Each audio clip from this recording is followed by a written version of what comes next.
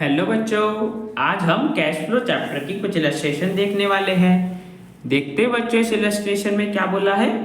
Global limited के पास machinery है जिसकी रिटर्न डाउन वैल्यू 1 अप्रैल 2022 को 8,60,000 है और 31 मार्च 2023 को 9,50,000 है। डेप्रीसिएशन था उस साल के लिए 40,000 और ईयर के बिगिनिंग में एक मशीनरी की आइटम थी जिसे सोल्ड करा गया था 25,000 रुपीज में, जिसकी रिटर्न डाउन वैल्यू थी 20,000। अब बच्चों क्वेश्चन में हमें cash flow from investing activities calculate करना है। तो सबसे पहले बच्चों हम अपना मशीनरी अकाउंट बना लेते हैं जिसका हमें ओपनिंग और क्लोजिंग बैलेंस तो दे रखा है। सबसे पहले बैलेंस लिख लेते हैं। तो बच्चों हमारे पास ओपनिंग बैलेंस आ गया डेबिट साइड में और हमारे पास क्लोजिंग बैलेंस आ गया क्रेडिट साइड में। अब इसके बाद देखते हैं क्या बोला था। इसके बाद बच्चों हमें डेप्रीसिएशन दे रखा था 40,000। अब डेप्रीसिएशन तो बच्चों क्रेडिट साइड में आता है तो डेप्रीसिएशन लिख दिया हमने क्रेडिट साइड में 40,000 था उस ईयर के लिए। नेक्स्ट देखो बच्चों हमारे पास आगे क्या बता रखा था कि ईयर के बिगिनिंग में एक मशीनरी की आइटम थी जिसे सोल्ड करा गया था 25,000 रुपीज में, जिसकी रिटर्न डाउन वैल्यू थी 20,000। तो सबसे पहले तो बच्चों सेल करके हमें 25,000 रुपीज मिले और मशीनरी की सेल बच्चों हम क्रेडिट साइड में रिकॉर्ड करते हैं ना। तो हमारे पास क्रेडिट साइड में आ गया बाय बैंक अकाउंट से 25,000 रुपीज सेल करके हमें मिले। फिर उसके बाद देखो बच्चों हमारे पास क्या बता रखा था कि उस मशीनरी की रिटर्न डाउन वैल्यू कितनी है 20,000 और बच्चों से हमने कितने में सेल करा 25,000 में। तो यहाँ पे बच्चों गेन हो गया ना, हमें 5,000 रुपीज का फायदा हो गया मशीनरी को सेल करके। अब बच्चों gain on sale of machinery हम कौन सी साइड में शो करते हैं, डेबिट साइड में। तो हमारे पास डेबिट साइड में आ जाएगा to gain on sale of machinery account 5,000। अब बच्चों टोटल करेंगे तो हमारे पास क्रेडिट साइड का टोटल ज्यादा आ रहा है 10,15,000, डेबिट साइड का टोटल हमारा कम आ रहा है और बैलेंस अमाउंट बच रहा है 1,50,000। अब बच्चों देखो हमेशा याद रखना कि जब भी एसेट साइड में डेबिट साइड में हमारे पास बैलेंस बचेगा तो वो बच्चों अमाउंट हमें बताएगा कि परचेज ऑफ फिक्स्ड एसेट कितना है, मतलब उसके बाद एसेट हमने कितने के परचेज करे। अब यहाँ पे देखो बच्चों डेबिट साइड हमारे पास बैलेंस बच रहा है ना मशीनरी अकाउंट में, तो बच्चों जो भी बैलेंस अमाउंट आ रहा है 1,50,000 का, ये बच्चों क्या अमाउंट है कि हमने मशीनरी और कितने की परचेज करी। ठीक है बच्चों, तो यहाँ पे हमारे पास आ जाएगा टू बैंक अकाउंट 1,50,000 की हमने मशीनरी परचेज कर ली। ठीक है बच्चों, तो मशीनरी अकाउंट से हमें क्या क्या पता चल गया कि 25,000 की हमने सेल करी थी एक मशीनरी की आइटम की और बच्चों 1,50,000 का हमने मशीनरी परचेज करी थी। अब बच्चों हम अपना कैश फ्लो कैलकुलेट कर लेते हैं। तो देखो बच्चों जो हमने मशीनरी परचेज करी थी उससे हमारे पास कैश का आउटफ्लो हुआ होगा ना, इसलिए हमने नेगेटिव से शो कर दिया, नेगेटिव 1,50,000 का ब्रैकेट से दिखा दिया। उसके बाद जो बच्चों हमने मशीनरी सेल करी थी उससे हमारे पास कैश का इनफ्लो हुआ होगा, कैश आया होगा, तो हमने पॉजिटिव 25,000 से दिखा दिया, 25,000 में सेल करी थी ना। अब बच्चों में से सॉल्व करेंगे तो हमारे पास नेगेटिव का ही आंसर आएगा ना 1,25,000। अब बच्चों नेगेटिव का आंसर हमारे पास क्या शो करता है कि कैश यूज्ड इन कितना है, मतलब इन्वेस्टिंग एक्टिविटीज में हमारा कितना कैश यूज हो गया। अगर यहाँ पे बच्चों पॉजिटिव आंसर आता तो हमारे पास होता कि इन्वेस्टिंग एक्टिविटीज से हमें कितना कैश का इनफ्लो हुआ। ठीक है बच्चों, यहाँ पे नेगेटिव है तो इसलिए cash used in investing activities आएगा और बच्चों ये क्वेश्चन हमारा कंप्लीट हो जाता है। अब चलते हैं बच्चों नेक्स्ट क्वेश्चन पे।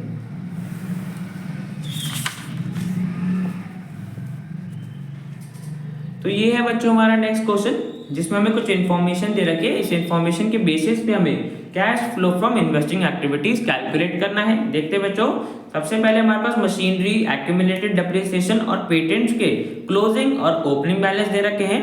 उसके बाद एडिशनल इन्फॉर्मेशन में हमें बता रखा है फर्स्ट पॉइंट में ड्यूरिंग द ईयर एक मशीनरी थी जिसकी कॉस्ट 40,000 थी और उस पर डेप्रिसिएशन हम कितना एक्यूमुलेट कर चुके थे 24,000, इतना डेप्रिसिएशन उस पर हम चार्ज कर चुके थे टोटल मिला के। उसे बच्चों सोल्ड करा गया है 20,000 रुपीज में। नेक्स्ट पॉइंट बच्चों बता रखा है कि पेटेंट्स राइट ऑफ करे गए थे 40,000 से और कुछ पेटेंट्स को सोल्ड कर दिया गया था 20,000 के प्रॉफिट पे। तो सबसे पहले बच्चों अपने मशीनरी अकाउंट बना लेते हैं जिसका हमें ओपनिंग और क्लोजिंग बैलेंस दे रखा था। तो सबसे पहले वही हमने बैलेंस लिख लिए, ओपनिंग हमारे पास डेबिट साइड में आ गया, क्लोजिंग वाला क्रेडिट साइड में। अब देखते हैं हमें एडिशनल इन्फॉर्मेशन में क्या क्या बता रखा था। तो बच्चों फर्स्ट पॉइंट में बता रखा था कि एक मशीन थी जिसकी कॉस्ट थी 40,000 रुपीज, उस पे एक्यूमुलेटेड डेप्रिसिएशन था 24,000 का, उसे हमने सोल्ड करा 20,000 में। तो सबसे पहले तो बच्चों ये डेप्रिसिएशन का जो अमाउंट टोटल था और हमने कितने में सेल करी वो अमाउंट लिख लेते हैं। तो हमारे पास बच्चों डेप्रीसिएशन भी क्रेडिट साइड में आ जाएगा और जो हमने जितने में सेल करी बाय बैंक अकाउंट वो भी क्रेडिट साइड में आ जाएगा। 20,000 में हमने सेल करी और 24,000 उस पर टोटल डेप्रीसिएशन हो चुका था। अब बच्चों देखो ध्यान से समझना, हमारे पास मशीनरी की कॉस्ट कितनी थी 40,000 और डेप हम उस पर टोटल कितना चार्ज कर चुके थे 24,000। तो बच्चों हमारे पास मशीनरी का बुक वैल्यू क्या आ गई 16,000 आ गई ना बच्चों, 16,000 आ गई। अब हमने उसे कितने में सोल्ड करा 20,000 में। तो बच्चों देखो हमारे पास गेन हुआ ना 20,000 की हमारे पास थी, 20,000 में हमने सेल करा और 16,000 हमारे पास मशीनरी की बुक वैल्यू थी। तो 4,000 का बच्चों हमें गेन हो गया उस मशीनरी को सेल करके। अभी बच्चों हमने पिछले वाले इलस्ट्रेशन में देखा था ना कि gain on sale of machinery debit side में आता है। तो बच्चों लिख दिया to gain on sale of machinery account. अब बच्चों हम अपना टोटल देखेंगे तो हमारे पास अगेन क्रेडिट साइड का टोटल ज्यादा आ रहा है 4,64,000 और यहाँ पे हमारे पास डेबिट साइड का टोटल कम आ रहा है, बैलेंस बच रहा है 60,000 का। और बच्चों मैंने बताया था ना प्रीवियस वाले क्वेश्चन में कि जब भी हमारे पास एसेट अकाउंट की डेबिट साइड में बैलेंस बचेगा तो वो बच्चों हमारे पास अमाउंट होगा तो हमने वो एसेट परचेज करा। यहाँ पे बच्चों 60,000 बैलेंस बच रहा है हमारे पास मशीनरी अकाउंट में, तो बच्चों हमने 60,000 की और मशीनरी परचेज करी होगी। ठीक है बच्चों, तो टू बैंक अकाउंट परचेज आ जाएगा जो हमें बैलेंसिंग फिगर से पता चल गया 60,000। अब बच्चों देखो मशीनरी अकाउंट से हमें क्या क्या पता चल गया कि हमने 60,000 की मशीनरी परचेज करी थी और बच्चों 20,000 में हमने एक मशीनरी सेल करी थी। तो सबसे पहले बच्चों हम अपने कैश फ्लो में ये मशीनरी वाला आइटम लिख लेते हैं। तो बच्चों देखो जो हमने सेल करी थी उससे हमारे पास कैश का इनफ्लो हुआ होगा ना, 20,000 में सेल करी थी तो पॉजिटिव से दिखा दिया। उसके बाद जो बच्चों हमने मशीनरी परचेज करी थी कितने की 60,000 की, उससे हमारे पास कैश का आउटफ्लो हुआ होगा, कैश गया होगा, तो इसलिए बच्चों हमने नेगेटिव से दिखा दिया। ठीक है बच्चों, अब इसके बाद देखो हमारे पास और क्या था, हमारे पास नेक्स्ट एक्यूमुलेटेड डेप्रिसिएशन दे रखा था।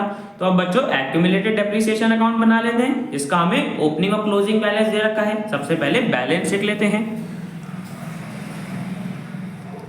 तो बच्चों देखो एक्यूमुलेटेड डेप्रिसिएशन का ओपनिंग बैलेंस आ गया क्रेडिट साइड में और क्लोजिंग बैलेंस आ गया हमारे पास डेबिट साइड में। अब देखो बच्चों हमने हमारे पास मशीनरी में बच्चों डेप्रिसिएशन ट्रांसफर करी थी ना, वो बच्चों कहां से ट्रांसफर करी होगी एक्यूमुलेटेड डेप्रिसिएशन अकाउंट, मतलब सिंपल प्रोविजन फॉर डेप्रिसिएशन से तो बच्चों हम मशीनरी में डेप्रिसिएशन ट्रांसफर करते हैं। यहाँ पे बच्चों हमने क्रेडिट साइड में लिखा था।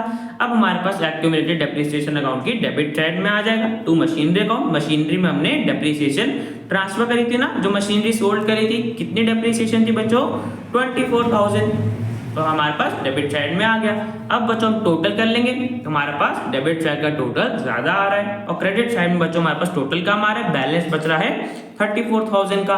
अब बच्चों देखो हमेशा ध्यान रखना कि जब भी प्रोविजन फॉर डेप हो या एक्यूमुलेटेड डेप्रिसिएशन अकाउंट हो तो हमारे पास हमेशा क्रेडिट साइड में अगर बैलेंस बच रहा है तो बच्चों वो हमारे पास बैलेंस होगा डेप्रिसिएशन का। ठीक है बच्चों, बिकॉज डेप्रिसिएशन क्रेडिट साइड में ही आता है एक्यूमुलेटेड डेप्रिसिएशन अकाउंट में ना। अब इसके बाद हमारे पास कितने का बैलेंस बच रहा है 34,000। तो बच्चों यहाँ से हमें क्या पता चल गया कि टोटल डेप्रिसिएशन कितनी रही होगी 34,000। तो bye depreciation account balancing figure से हमें पता चल गया 34,000 टोटल डेप होगी उस ईयर के लिए। ठीक है बच्चों, तो यहाँ पे एक्यूमुलेटेड डेप्रिसिएशन भी हमारा कंप्लीट हो गया। अब इसके बाद देखो बच्चों हमारे पास पेटेंट्स दे रखे थे। पेटेंट का बच्चों हमें ओपनिंग और क्लोजिंग दोनों ही बैलेंस बता रखे थे। तो सबसे पहले बैलेंस लिख लेते हैं। तो बच्चों पेटेंट का ओपनिंग बैलेंस डेबिट साइड में आ गया हमारे पास और क्रेडिट साइड में हमारे पास क्लोजिंग बैलेंस आ गया। अब इसके बाद देखो हमारे पास एडिशनल इन्फॉर्मेशन में क्या दे रखा था कि पेटेंट्स राइट ऑफ करे गए थे 40,000 रुपीज से, मतलब बच्चों पेटेंट को डेप्रिशिएट या अमोर्टाइज कर दिया, 40,000 से राइट ऑफ कर दिया। तो बच्चों देखो जब भी एसेट की वैल्यू कम होती है तो क्रेडिट साइड में आता है, क्रेडिट साइड में आ जाएगा बाय अमोर्टाइजेशन अकाउंट 40,000 रुपीज। ठीक है बच्चों, अब इसके बाद देखो इसी के बाद हमें बता रखा था कुछ पेटेंट्स को सोल्ड करा गया था 20,000 के प्रॉफिट पे। अब देखो बच्चों यहाँ पे हमें क्या बता रखा है कि 20,000 के प्रॉफिट पे सेल करा है, बट बच्चों हमें सेल अमाउंट तो बता ही नहीं रखा कि कितने में सेल करा। अब बच्चों देखो हम कैसे निकालेंगे, तो देखो बच्चों हमें इतना तो पता है कि हम प्रॉफिट हुआ सेल करके पेटेंट्स को कितने का 20,000 का। तो बच्चों हमारे पास gain on sale of asset तो हमेशा डेबिट साइड में आता है, तो बच्चों हमने वो लिख दिया। अब हम टोटल करेंगे, जो भी हमारे पास बैलेंस बचेगा क्रेडिट साइड में उससे बच्चों हमें पता चल जाएगा। तो देखो टोटल करते हैं, हमारे पास डेबिट साइड का टोटल ज्यादा आएगा 3 लाख। अब बच्चों हमारे पास क्रेडिट साइड में अगर हम बैलेंस अमाउंट देखें तो 1 लाख का बचेगा ना, ये तो 2 लाख हो गए, तो 1 लाख का बैलेंस बच जाएगा। अब बच्चों बैलेंस हमें क्या बताएगा कि हमने इतने में सेल करी होगी पेटेंट्स की, तो बाय बैंक अकाउंट सेल हमें पता चल गया कितने की हमने पेटेंट्स की सेल करी होगी, 1 लाख रुपीस की बैलेंसिंग फिगर से। तो यहाँ पे बच्चों हमारा पास पेटेंट अकाउंट भी कंप्लीट हो जाता है और इससे हमें क्या पता चल गया कि हमने 1 लाख में पेटेंट को सेल करा है। तो बच्चों वापस अपने कैश फ्लो पे चलते हैं।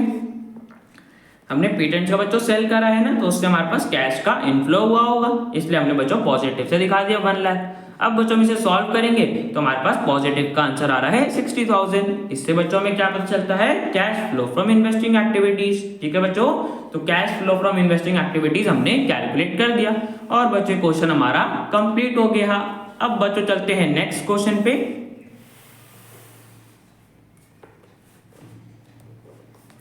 तो ये है बच्चों हमारा नेक्स्ट क्वेश्चन, जिसमें हमें कुछ इन्फॉर्मेशन दे रखी है। इस इन्फॉर्मेशन के बेसिस पे हमें cash flow from investing activities calculate करना है जयपुर लिमिटेड का। देखते हैं बच्चों, सबसे पहले हमारे पास 10% इन्वेस्टमेंट दे रखा है और फिक्स्ड एसेट दे रखा है, 2023 के बैलेंस है और 2022 के। उसके बाद एडिशनल इन्फॉर्मेशन में हमारे पास बता रखा है कि half of the investment held in the beginning of the year were sold at 10% gain. तो बच्चों जो हमारे पास इन्वेस्टमेंट थी ईयर के बिगिनिंग में, उसकी हाफ इन्वेस्टमेंट बच्चों हमने सेल कर दी है 10% के प्रॉफिट पे। उसके बाद बच्चों सेकंड पॉइंट में बता रखा है कि डेप्रिसिएशन फिक्स्ड एसेट पे इतने का चार्ज करा गया था। थर्ड पॉइंट में बच्चों बता रखा है कि इन्वेस्टमेंट पे हमें इंटरेस्ट रिसीव हुआ था इतना। और फोर्थ पॉइंट में बच्चों बता रखा है कि इन्वेस्टमेंट पे हमें इतना डिविडेंड भी रिसीव हुआ था। तो बच्चों सबसे पहले हम अपना इन्वेस्टमेंट अकाउंट बना लेते हैं। 10% इन्वेस्टमेंट वो दे रखा है हमें, जिसका ओपनिंग बैलेंस इतना है और क्लोजिंग बैलेंस इतना है। तो सबसे पहले बैलेंस लिख लेते हैं। तो बच्चों हमारे पास ओपनिंग बैलेंस आ गया डेबिट साइड में और क्लोजिंग बैलेंस आ गया क्रेडिट साइड में। अब देखो हमारे पास एडिशनल इन्फॉर्मेशन में क्या बता रखा था कि जो इन्वेस्टमेंट थी बिगिनिंग ईयर के बिगिनिंग में, उसमें से हाफ इन्वेस्टमेंट को सेल कर दिया गया था 10% के प्रॉफिट पे। अब बच्चों देखो हमारे पास बिगिनिंग में कितनी इन्वेस्टमेंट थी, 2,50,000। उसका बच्चों अगर हम हाफ निकालें तो हमारे पास कितना आ जाएगा, 1,25,000 आ जाएगा ना। उसे हमने 10% के गेन पे सेल करा। तो देखो बच्चों सबसे पहले हमने 2,50,000 का 50% निकाल लिया, जो कि आ गया 1,25,000। अब इसमें बच्चों हमने 10% ऐड कर दिया, तो 10% कितना हो गया, 12,500। तो बच्चों यहाँ से हमें टोटल अमाउंट पता चल गया कि हमने टोटल कितने में सेल करी होगी, 1,37,500। ठीक है बच्चों, तो हमने इतने में सेल करा था। अब क्रेडिट साइड में लिख देंगे by bank account cell proceeds 1,37,500। ठीक है बच्चों, और जो गेन हुआ है हमारे पास 10% के बच्चों गेन पे सेल करिए ना, तो वो हमारे पास डेबिट साइड में आ जाएगा। To gain on sale of investment account 10% मतलब 12,500। इतने का हमें फायदा हुआ इन्वेस्टमेंट को सेल करके। ठीक है बच्चों, अब हम टोटल देख लेते हैं। तो बच्चों हमारे पास क्रेडिट साइड का टोटल ज्यादा आ रहा है 6,37,500 और हमारे पास डेबिट साइड का टोटल कम आ रहा है कितने से, 3,75,000 से। इतना बैलेंस अमाउंट बच रहा है। अब बच्चों मैंने अभी बताया था अपने अभी प्रीवियस वाले क्वेश्चंस में कि एसेट साइड में डेबिट साइड में बैलेंस बचेगा, तो बच्चों हमें क्या पता चलेगा कि हमने इतने का और एसेट परचेज करा है। यहाँ पे बच्चों कितना अमाउंट आ रहा है, 3,75,000। तो बच्चों इतने की इन्वेस्टमेंट्स नई और परचेज करी गई होंगी। तो टू बैंक अकाउंट बैलेंस से फिगर परचेज इतने का परचेज करा होगा। तो बच्चों यहाँ से हमें इन्वेस्टमेंट अकाउंट से क्या क्या पता चल गया कि हमने इन्वेस्टमेंट को इतने में सेल करा है और इतने की और इन्वेस्टमेंट परचेज करी है। तो बच्चों अपने कैश फ्लो में लिख लेते हैं। तो बच्चों जो हमने इन्वेस्टमेंट को सेल करा था उससे कैश का इनफ्लो हुआ, इसलिए पॉजिटिव में लिख दिया। और जो बच्चों हमने इन्वेस्टमेंट परचेज करी थी उससे हमारे पास कैश का आउटफ्लो हुआ, तो बच्चों हमारे पास नेगेटिव में दिखा दिया 3,75,000।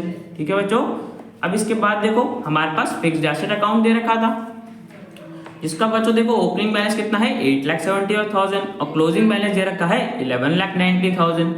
तो हम बच्चों सबसे पहले अपना बैलेंस लिख लेते हैं।